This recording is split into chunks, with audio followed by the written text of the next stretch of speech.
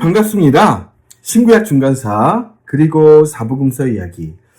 지난 시간 신구약 중간사 어떻게 도움이 되셨나요?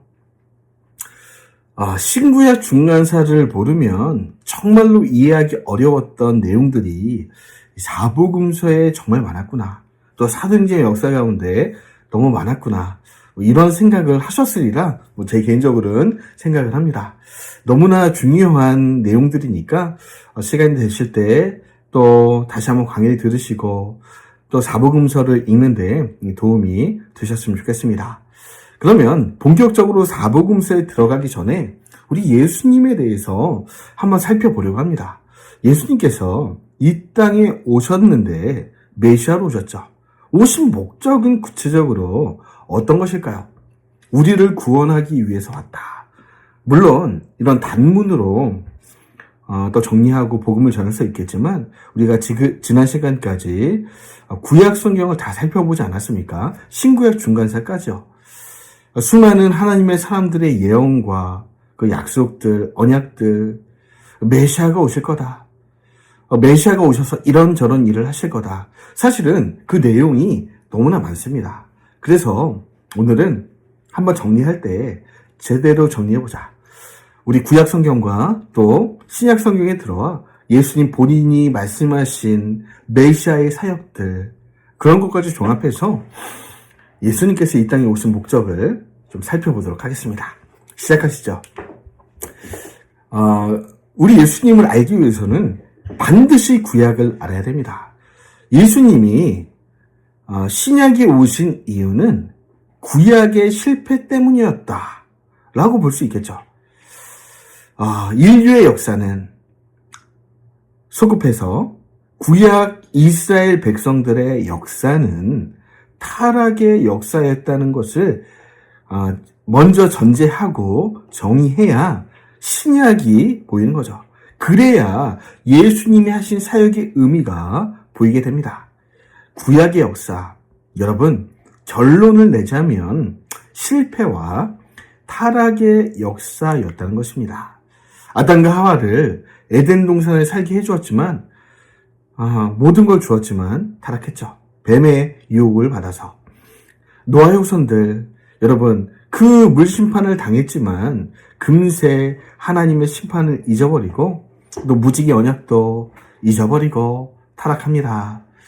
흩어진 자들 중에 또 바벨탑의 또 저주, 언어가 흩어지는 그 심판을 받고도 타락하는 그 백성들, 그 가운데 아브라함을 택하셔서 또 인도에 내시는데 애국까지 인도하셔서 또 번성케 하시죠. 그런데 애국에 들어가서도 타락하죠. 요셉을 통해 하신 그 역사를 잊어버린 그 이집트의 왕들이 또 이스라엘을 핍박합니다. 그리고 모세를 보내어 또 애굽의 고난에서 그들을 건져냈지만 타락합니다. 여호수아를 필두로 가나안 땅에 들어가게 하셨지만 또 지파별로 땅을 분배해주고 또 제사장 나라의 삶을 또 기대하셨지만 그 가나안 백성들과 동거하다가 동화되고 그들보다 더 타락하게 되는 역사. 또 그 험난한 시대를 구원하기 위해 사사들을 보내 주었지만 이 사사들 본인도 여러분 타락합니다. 온니엘부터 왼손잡이 에훗 부분적으로 잘한 일이 있지만 끝이 그렇게 아름답진 않았죠. 삼갈 그리고 드보라 바락 여러 가지 또 기적들과 은혜들을 허락해 주셨건만 이스라엘 백성 회복은 쉽지 않습니다. 또 기드온이 미디안의 손에서 구원해줘도 여러분 그 지파들 또 배은망덕하게 또 기드온을 또 내쳐버리고요. 돌라야엘 입산 엘론 압돈 또 이름조차 생소한 정말 짧은 사역을 했던 이 사사들 노력이야 했겠지만 타락합니다. 정 안 돼서 나실인 태어날 때부터 구별해서 하나님의 사람으로 만들어낸 삼손조차도 여러분 본인 자체가 타락하고 이스라엘 백성은 돌아오지 않죠. 사무엘이 또 부흥 운동을 일으키고 또 열심히 해봤지만 잠깐뿐이라. 여러분 사무엘이 죽자마자 또 원상복구 되고요. 또 사울이랑 초대 왕을 원래 왕은 하나님이잖아요. 그런데 이스라엘 백성이 얼마나 또 인간 왕을 구하는지, 이방 민족처럼 왕을 주옵소서. 그래, 옛다 받아라 왕. 그래서 하나님이 뭐 그렇게 기쁜 마음이 아니고 뭐 어쩔 수 없이 사울 왕을 허락하셨지만, 사울 자체도 처음엔 좋았지만 끝이 좋지 않았고, 여러분 그 백성들도 왕을 세워놨더니 오히려 더 타락하는 모습들. 다윗도 여러분 젊은 날에 정말 사울에 쫓겨갈 때만 해도 좋았지만 왕이 되자마자 여러분 또 이제 간음 사건에 휘말리고 또 그 집안이 풍비박산 납니다. 나단 가시란 선지자가 옆에서 조언했지만 나라는 어려워졌고요. 또 아들들의 때에 가서 칼부림이 일어나고요.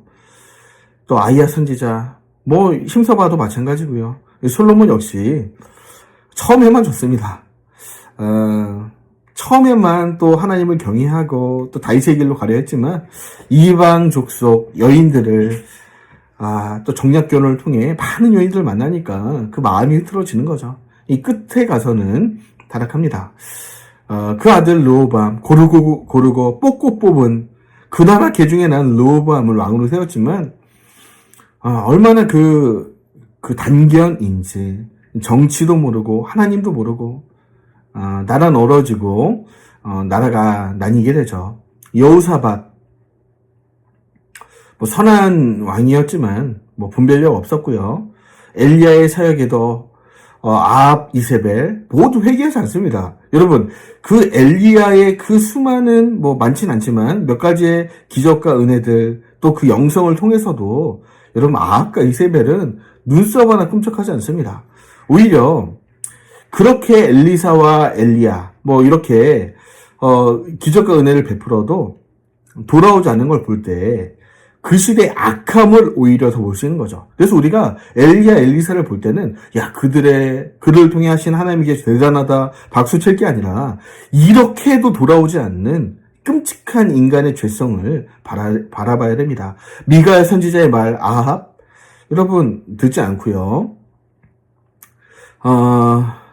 성경을 가르치지 않아서 문제는 뭐 그건데 어쨌든 그런 여러 가지 이유로 엘리사 때까지도 회개하지 않습니다. 유엘 선지자를 보냈지만 타락하고요. 잠깐 회개하지만 타락하고요. 예후와 야하시엘, 엘리에셀 예언자의 말 듣지 않고요. 이또, 호세, 나단 등의 예언자의 말 당연히 듣지 않습니다. 요아스 뭐 처음에 좋았지만 부패했고요. 뭐 사가랴가 옆에서 좀 힘을 써봤지만 어쩔 수 없었습니다. 아마샤도 끝이 좋지 않았고요. 오롯이 노력했지만 국민들은 회개하지 않았고 우시아도 처음에 잘했지만 후에 교만하여 타락하고요. 요담도 마찬가지고 야하스 마찬가지고요. 아모스가 또 그 시대의 죄악을 이스라엘의 죄악 뭐 가서 외쳤지만 회개하지 않았고요. 호세아가 또 하나님의 사랑으로 아모스를 통해 또 하나님의 공의와 진노를 한번 해봤더니 안 되니까 하나님이 혹시 뭐 사랑의 메시지를 전하면 될까? 뭐 소용없었습니다. 히스기야도 우리가 뭐 선한 왕이라고 생각하지만 뭐 끝은 전혀 좋지 않았어요. 이사야 미가 선지자가 그 시대를 변화시키지 못했습니다. 오히려 이사야 선지자의 메시지는 그 시대 특히 이스라엘 나라는 회복 불가능하니까 그냥 눈을 감기게 하고 귀가 막히게 하라. 이것이 하나님이 이스라엘 보낸 목적이었어요. 어차피 안 돼. 차라리 못 듣게 해라. 보지 못하게 해라. 자, 므낫세 가장 악한 왕이었죠. 정말 역대급 악한 왕. 하나님이 뭐 좀 유다를 봐주려고 해도 므낫세의 죄악 때문에 봐주지 못할 정도로 그랬는데 그 이유를 봤더니 악한 어머니 때문이라. 악해요. 얼마나 악한지. 아몬도 똑같습니다.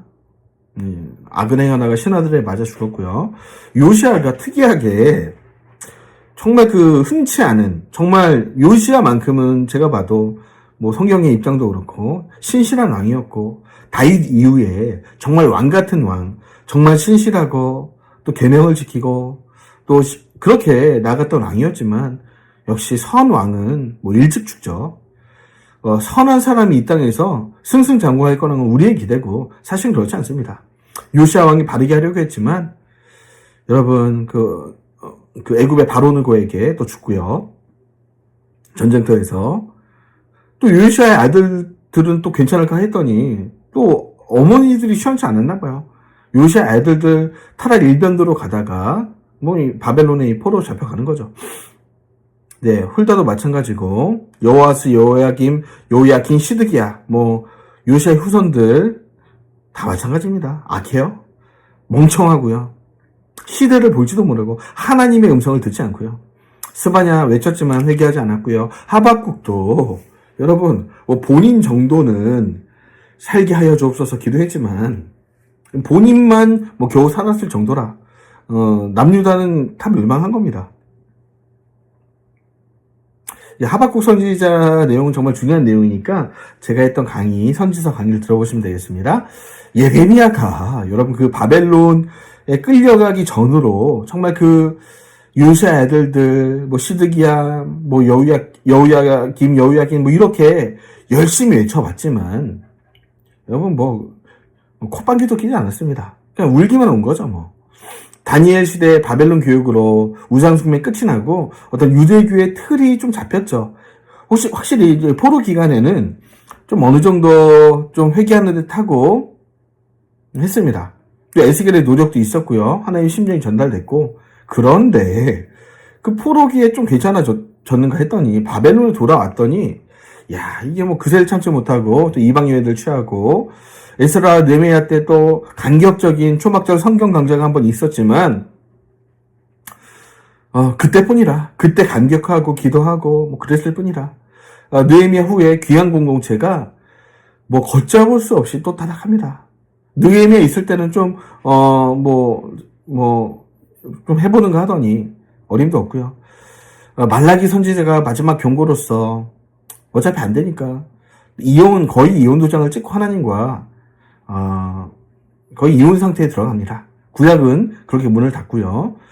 지난 강의 때 말씀드렸죠. 신구약 중간사 400년 동안 하나님이 얼마나 마음이 서운하셨는지 섭섭하셨는지 어떤 선지자도 보내지 않고 어떤 하나님 백성과 하나님 백성과 하나님과의 모든 그 메시지는 거의 단절되다시피 합니다.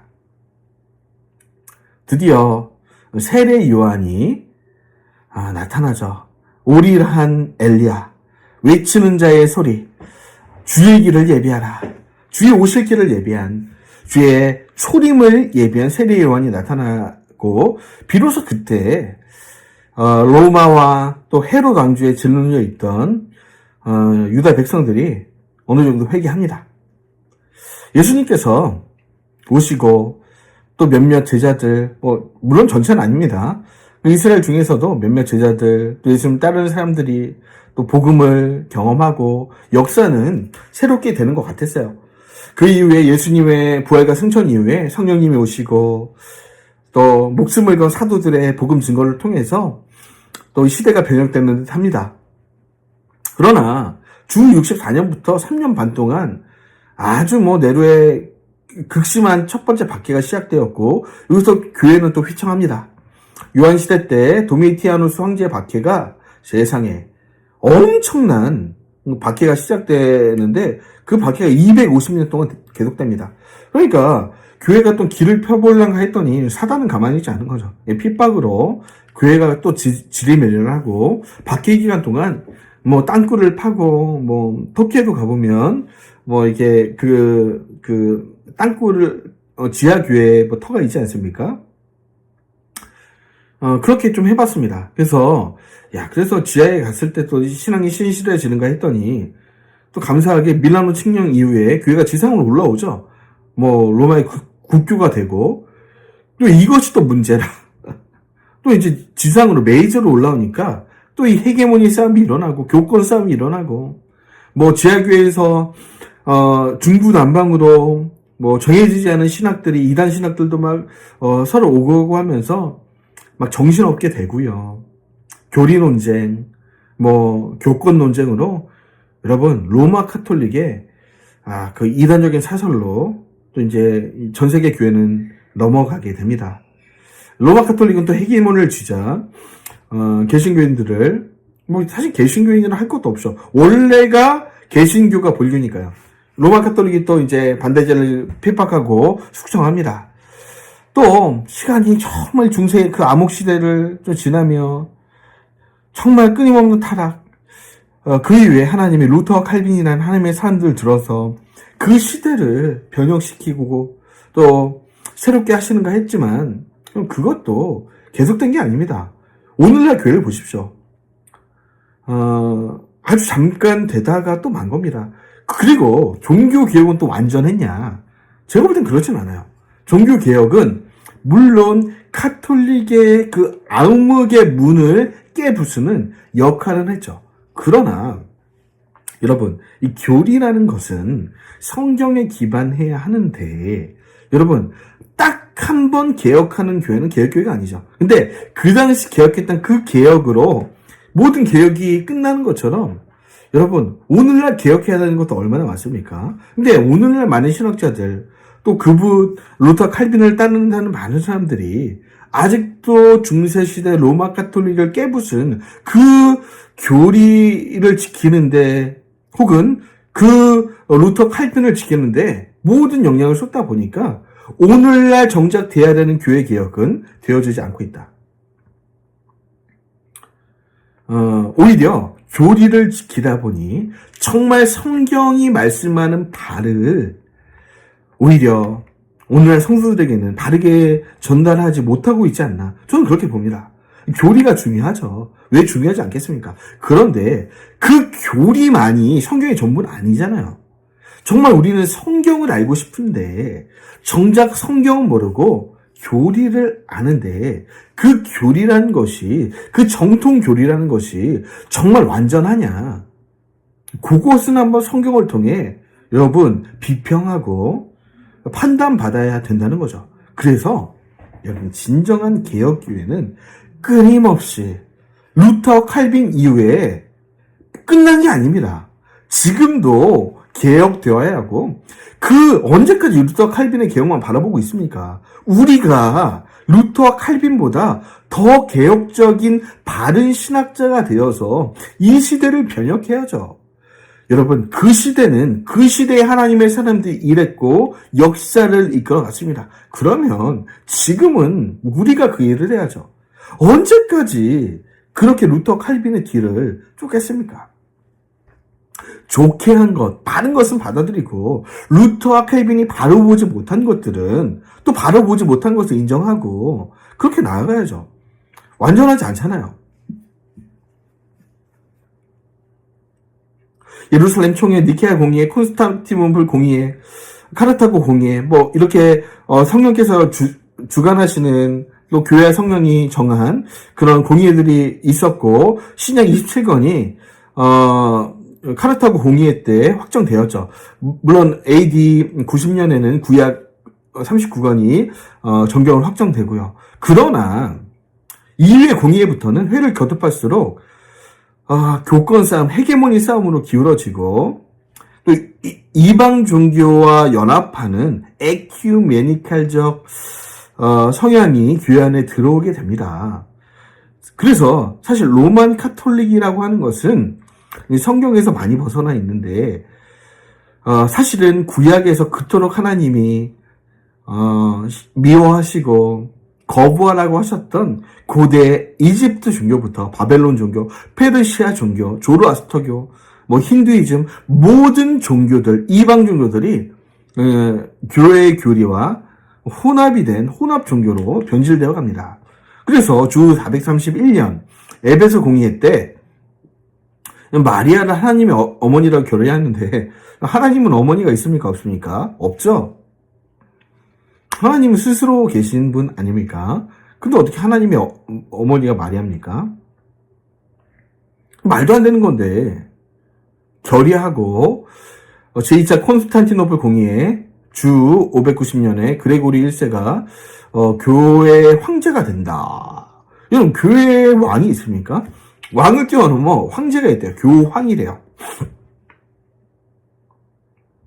그 초대 교황이 베드로라고 하더라고요. 로마 카톨릭에서는. 말이 됩니까? 아니, 어떻게 이렇게 됩니까? 교황. 그래서, 막 이렇게 공의회들이 쭉 있었지만, 완전히 그 당시 중세시대의 교회와 사회, 교회가, 그 해경문을 쥐고 행했던 그 악들은 정말 눈뜨고 볼 수 없는 타락의 극을 가게 되죠.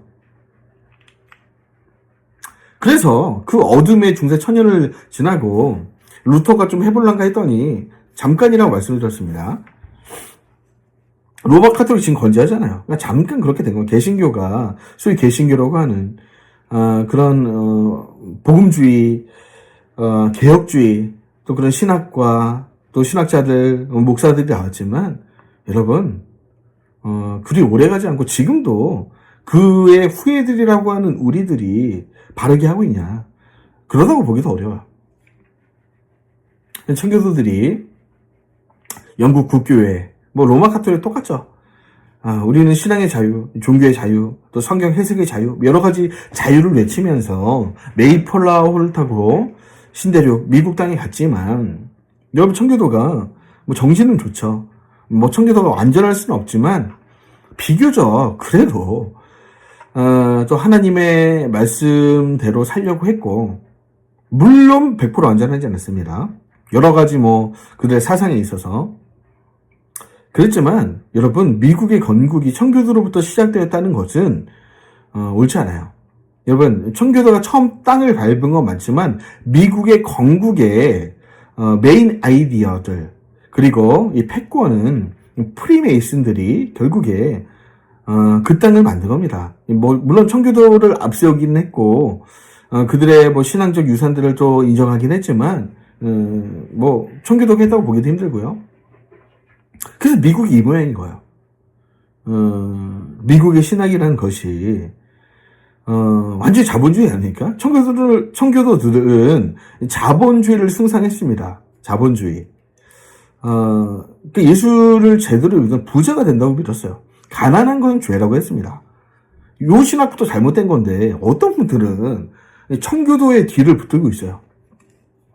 미국의 역사와 이 청교도의 역사를 되돌아보시면 여러분 좋은 점 잘한 점 있죠. 그런 건 인정하고 잘못된 것들 우리가 보고 개혁을 하자고요. 그게 진정한 개혁주의라.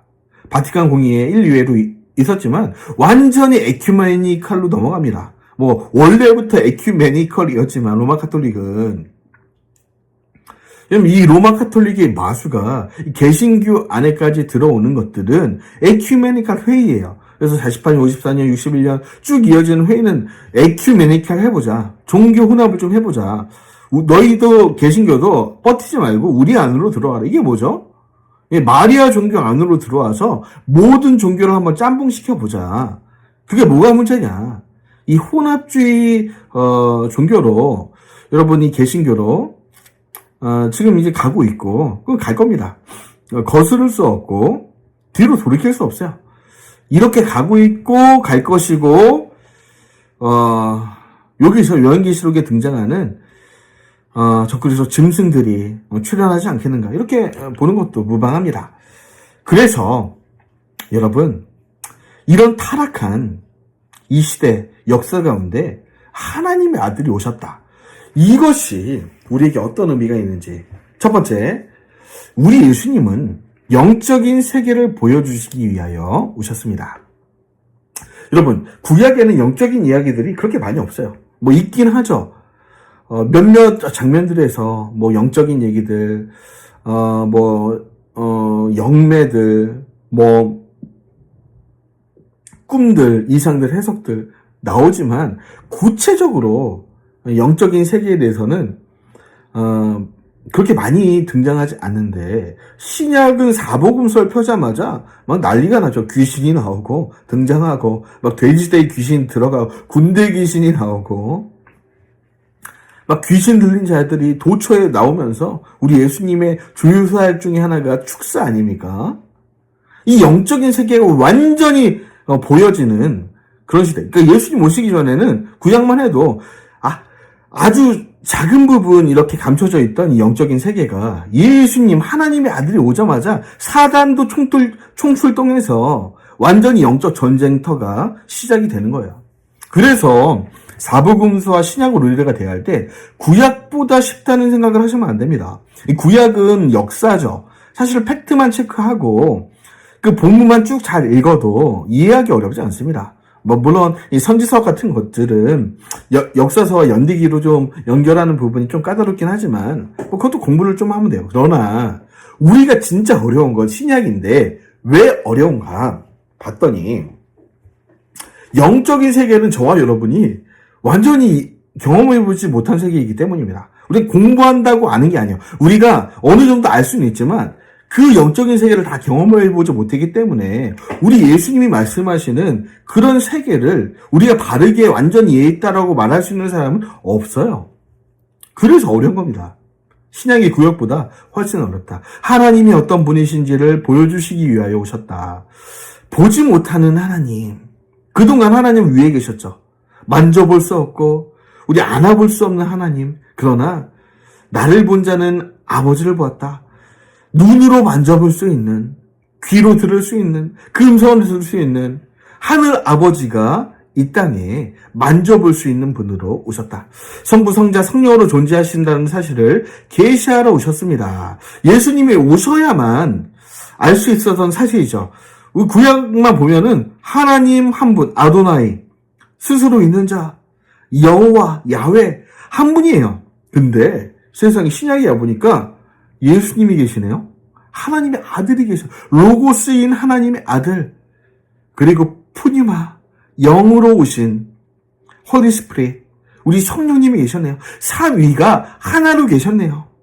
우리는 이해할 수가 없어요. 설명을 해보려고 하지만 이해가 안 됩니다. 세 분인데 하나이고 하나인데 세 분으로 존재하고 계시는구나. 각 위격이 독립적이면서도 완전히 하나예요. 이게 이해가 되십니까? 그러니까 신약이 어려운 거예요. 설명이 어렵고. 어쨌든 예수님이 오셔서 우리 하나님이 삼위일체로 계시는구나 알게 되었고요. 사탄과 귀신의 정체를 밝히시려고 오셨고요. 다 드러나죠. 예수님 오시니까 막 숨어있던 귀신을 다 나오잖아요. 마귀와 귀신들의 권세에서 우리를 자유케 하시려고 오셨습니다. 여러분, 귀신 들린 자가 그렇게 많았는지 몰랐어요. 예수님 오시기 전에. 그런데 세상에 귀신 들린 자가 그렇게 많은 거예요. 사단의 메인자들. 그래서 예수님의 사역의 대부분은 공생의 사역, 축사와 병고침이 거의 대부분이었습니다. 사람이 어떤 존재인지 보여주시기 위하여 오셨습니다. 여러분, 예를 들어 바리새인 같은 경우는 괜찮은 사람이라고 백성들에게는 인정을 받았어요. 헬라 문화에 젖어들지 않고 제가 신구약 중간자 때 설명드렸던 것처럼 비교적 거룩하게 살려고 하고 율법을 지키려고 하고 로마에 좀 대항하려고 하고 백성들이 볼 때는 야 대단하다 이랬지만 예수님이 오시니까 바리새인들한테 독사의 새끼들 너희는 사람들에게는 잘 보이려고 거의 회칠한 무덤처럼 겉은 번지르르한데 속은 욕심과 죄악으로 가득 차 있다. 사람에겐 박수 받을지 모르지만 하나님이 내가 볼 때는 예수님 볼 때는 그 속이 다 보이잖아요. 더럽다. 아주 온갖 귀신이 난동하는 그 바리새인의 그 삶을 보시고 그러니까 바리새인이 죄인이라는 거예요. 죄인. 너희가 회개하지 않으면 창기와 세리가 더 먼저 하나님 나라에 갈 거다. 너희 의로 어떻게 될 거 같지? 내가 볼 땐 너희 의로움은 지저분한 화장실일 것 같다. 그래서 예수님 앞에 서봐야만 우리의 진정한 인격과 됨됨이가 보이게 되는 거죠. 예수님 앞에 서보지 않으면 교만합니다. 착하면 착한 대로, 또 악하면 악한 대로 교만해요. 그러나 예수님 앞에 선 자들은 그 앞에 엎드려서 나는 죄인이로소이다 라는 회개와 탄성이 나오는 거죠. 여기부터가 어찌 보면 신앙의 시작이라고 볼 수 있겠습니다. 예수님께서는 사람들을 섬기기 위하여 오셨습니다. 인자가 온 것은 섬김을 받으려 함이 아니다. 도리어 섬기려 하고 자기 목숨을 많은 사람의 대속물로 주려고 내가 온 거다. 우리 예수님이 직접 말씀하셨어요. 왕의 도를 보여주시려고 오셨는데 나는 양을 부리고 잡아먹기 위해서 온 게 아니라는 거예요. 세상 통치자들은 뭡니까? 오늘날 지도자를 한번 보세요. 국회의원들 한번 보세요. 백성들의 피를 짜서 본인들의 이 재산을 증식하고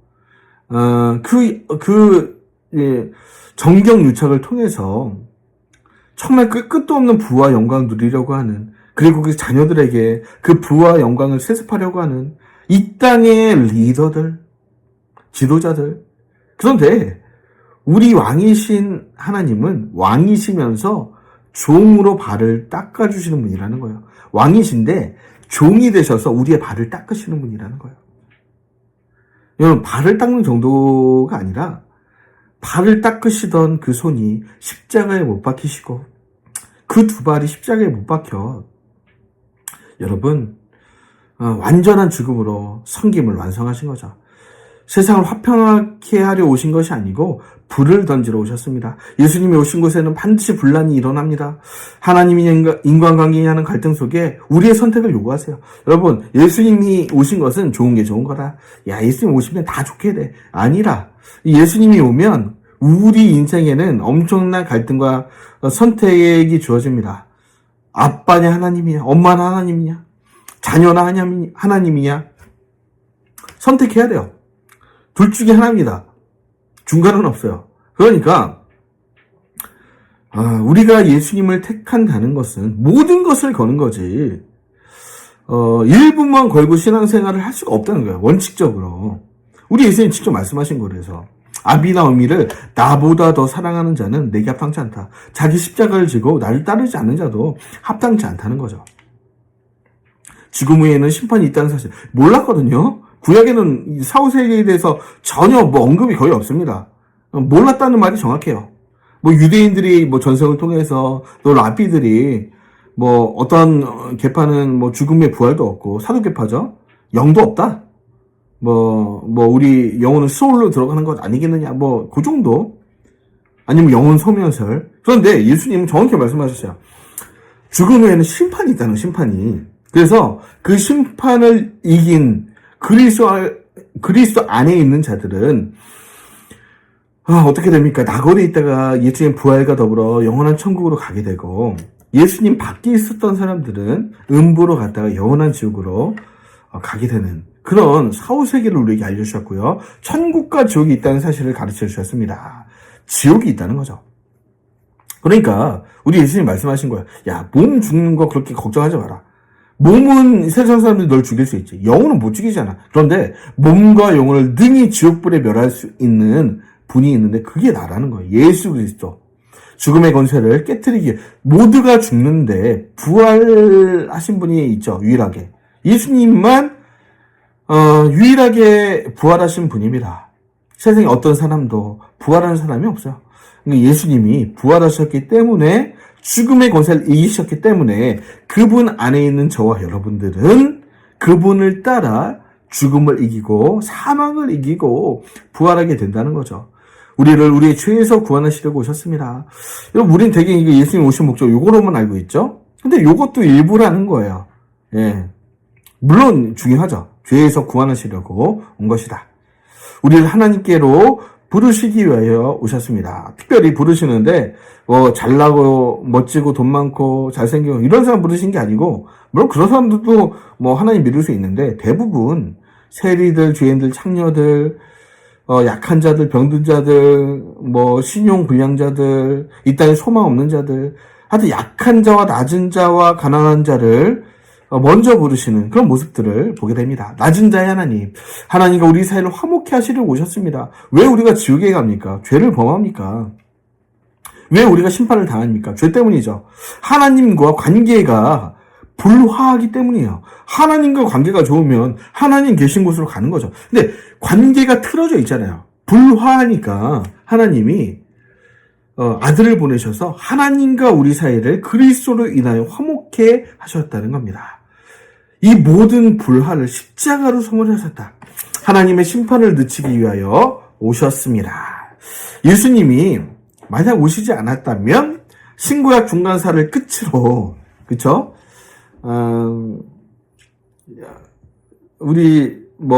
끝으로, 신구약 중간사를 끝으로, 헤롯 대왕 때 끝났겠죠.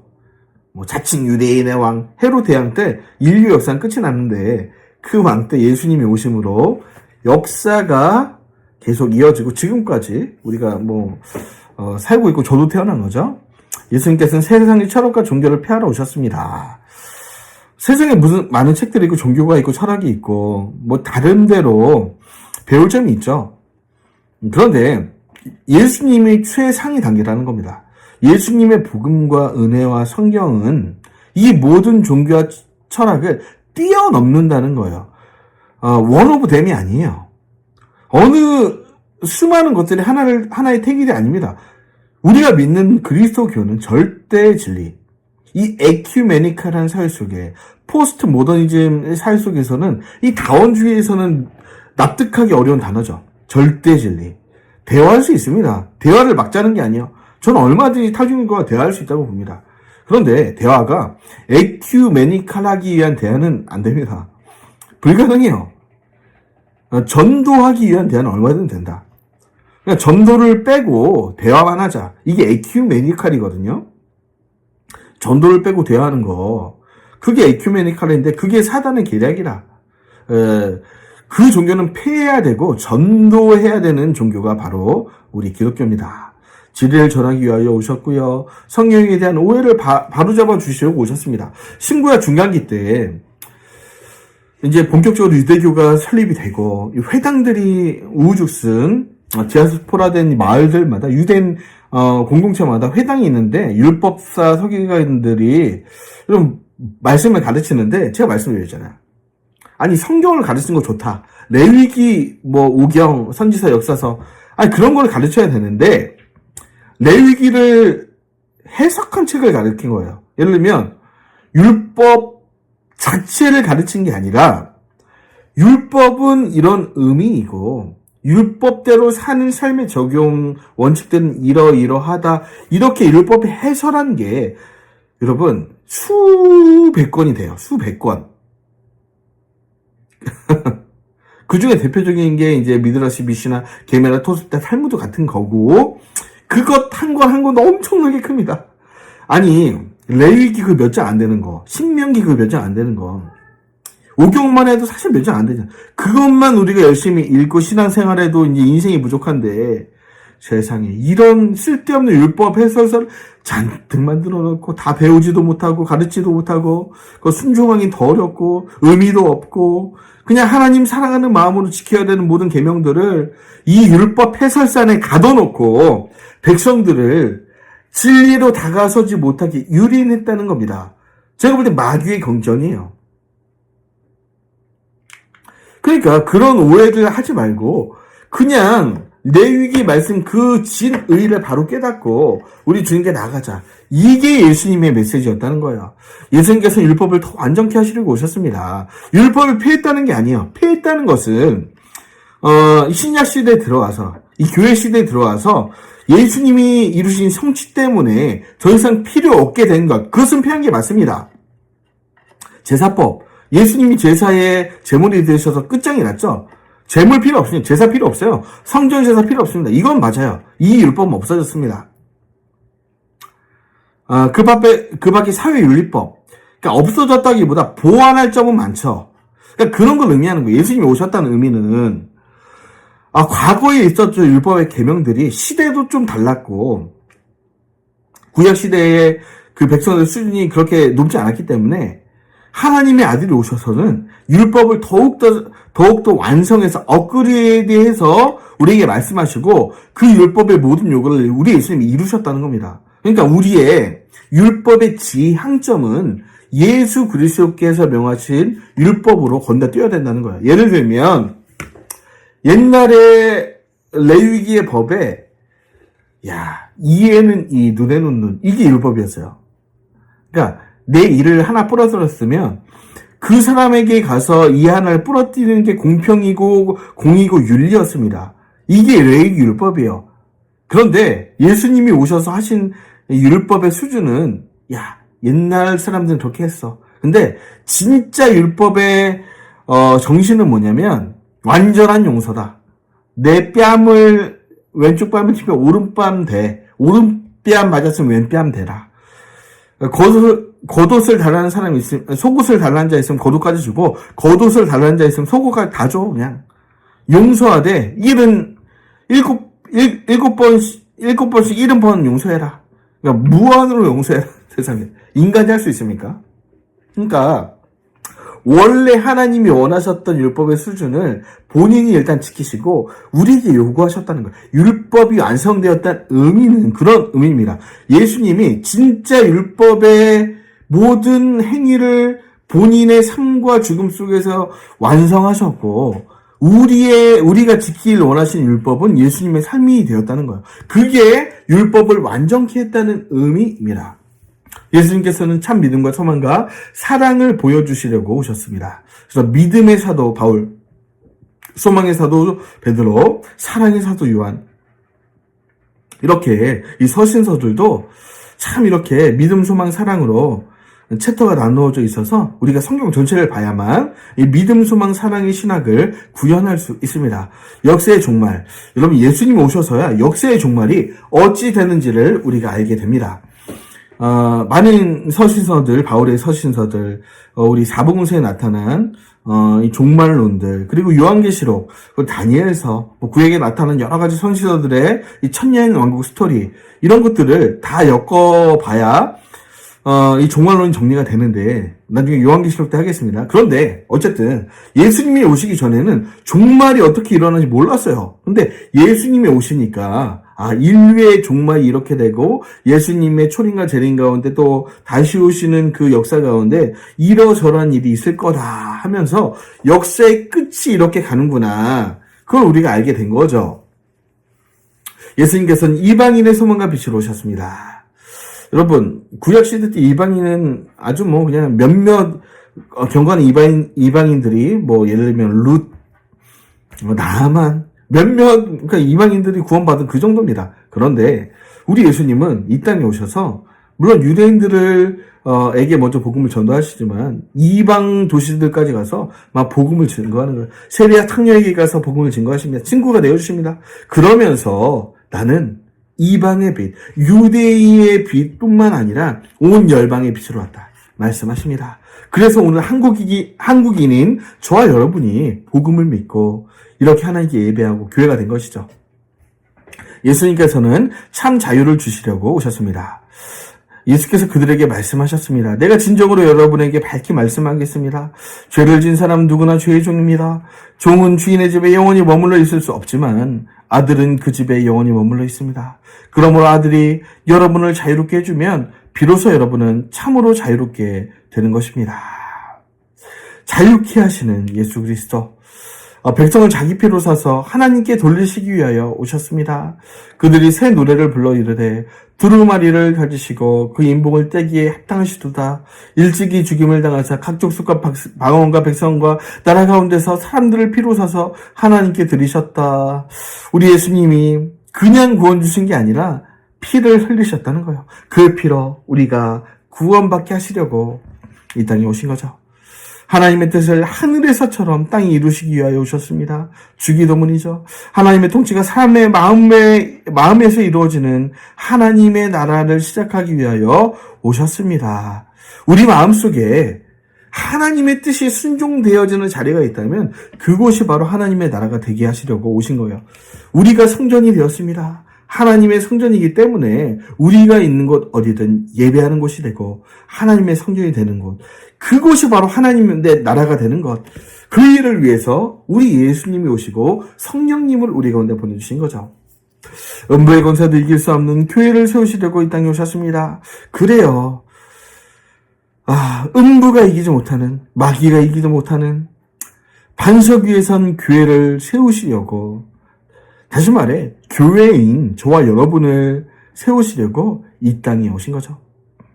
이 세상이 가장 두려워하는 죽음의 권세를 이기신 예수 그리스도, 교회만 할 수 있는 일이 있다면 바로 예수께서 이 일들을 위해 오셨고 마침내 죽음에서 부활하사 이 땅에 재림하실 것이라는 이 복음의 소식을 증거하는 것. 여러분, 교회가 많은 걸 할 수 있죠?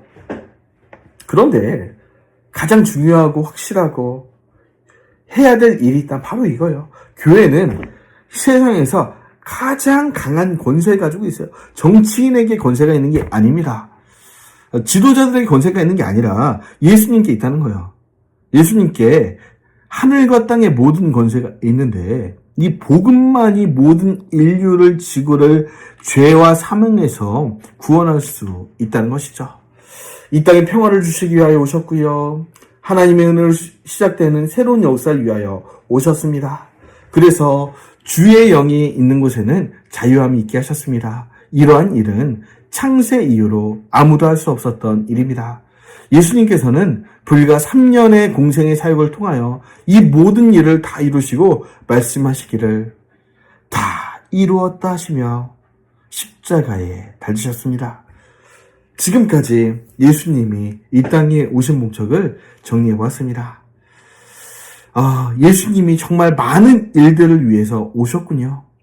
그래서 그 일을 행하신 우리 예수 그리스도를 여러분 사복음서를 통해 만나보시죠. 너무너무 중요하니까 꼭 들으세요. 2번 들으시고 3번 들으시고 계속 들으세요. 다음 시간 이 사복음서 이야기에서 여러분과 함께 하겠습니다. 감사합니다.